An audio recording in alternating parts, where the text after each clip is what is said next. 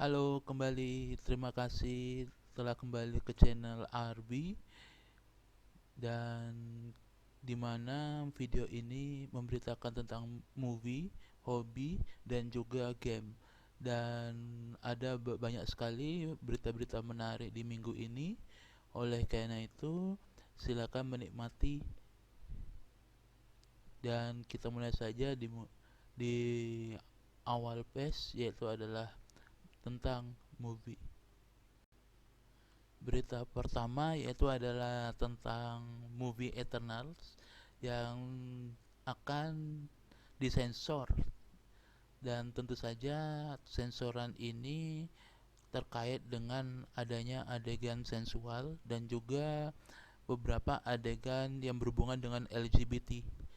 Dan saat ini saya mendapatkan info kalau ada rencananya di awal bulan November movie ini akan tampil di bioskop. Oleh karena itu, siapa yang menunggunya atau tertarik untuk menonton movie ini, ya silahkan. Dan tentu saja rating yang akan muncul pada movie ini adalah untuk umur di atas 13 tahun. Jadi untuk anak-anak tidak disarankan untuk ditonton.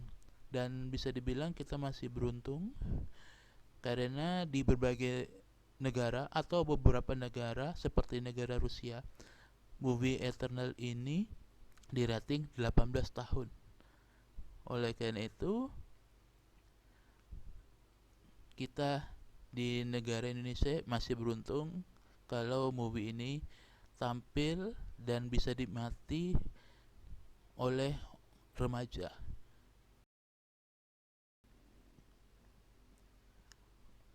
Berita movie kedua yaitu adalah berita yang sangat mengejutkan, di mana movie anime berjudul Sword Art Online. Tentu saja movie ini sama sekali tidak asing karena pada tanggal 30 Oktober kemarin movie ini telah tayang di negara asalnya, yaitu negara Jepang. Dan tentu saja banyak fans di Indonesia yang ingin menonton movie ini dan ingin tayang di layar lebar.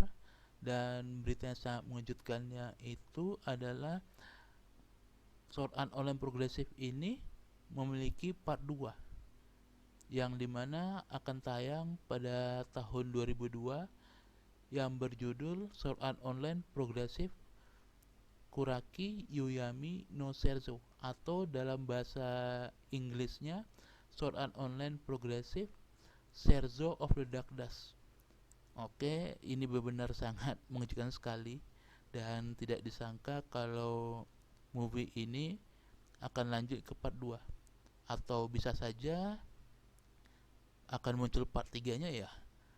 Oleh karena itu, mari kita menunggu movie pertama yaitu adalah Sword Art Online Progressive Area of Starless akan tayang di Indonesia di waktu dekat.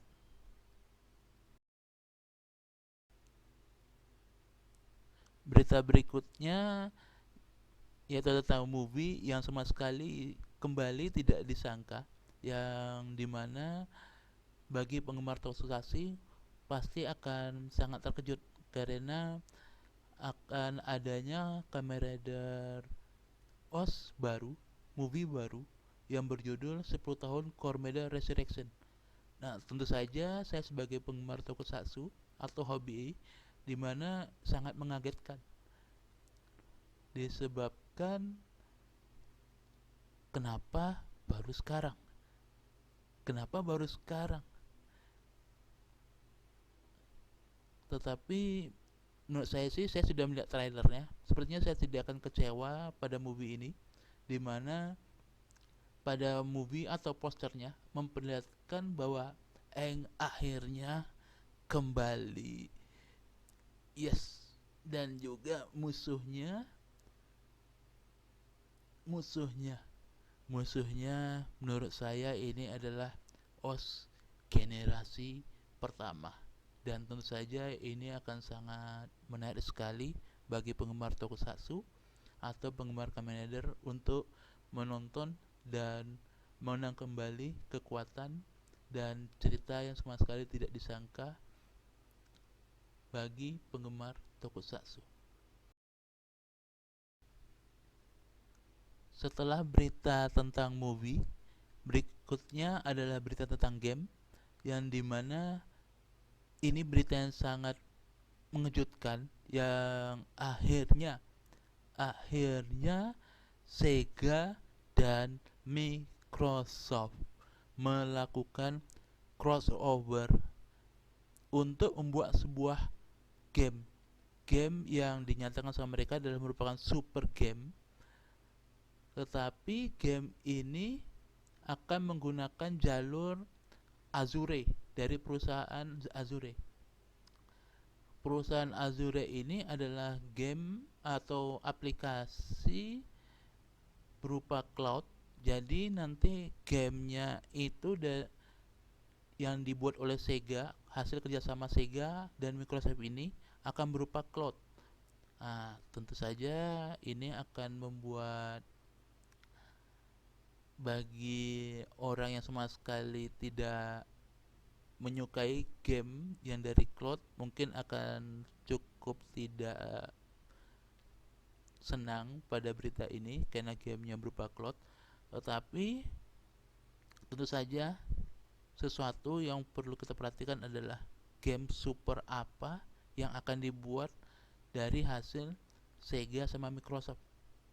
Tentu saja ada berita saya supaya nyatakan. Kalau dari pihak Microsoft masih belum menyatakan apakah game ini akan secara eksklusif hanya untuk Microsoft saja atau nanti akan saling berbagi. Jadi nanti bisa di platform lainnya juga. Oleh karena itu kita tunggu saja beritanya apakah apa super game yang akan dibuat oleh Sega setelah melakukan crossover dengan Microsoft. Mari kita tunggu.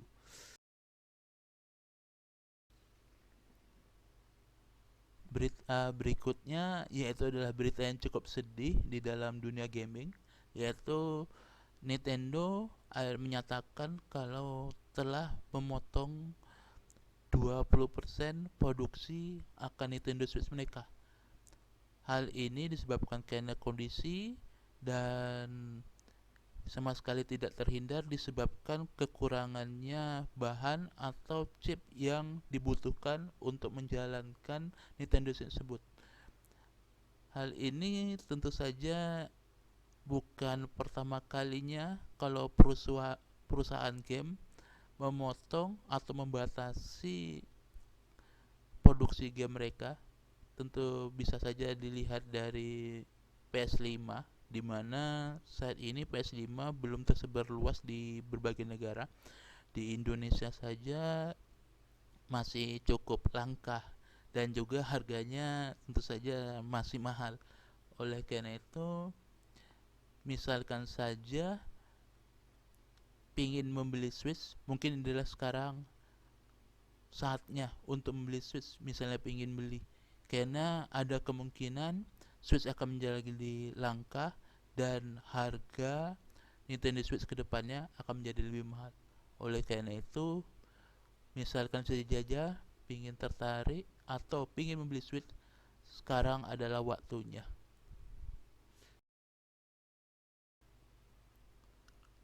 Berita tentang Switch tadi adalah berita terakhir yang saya sampaikan di channel ini atau di video ini.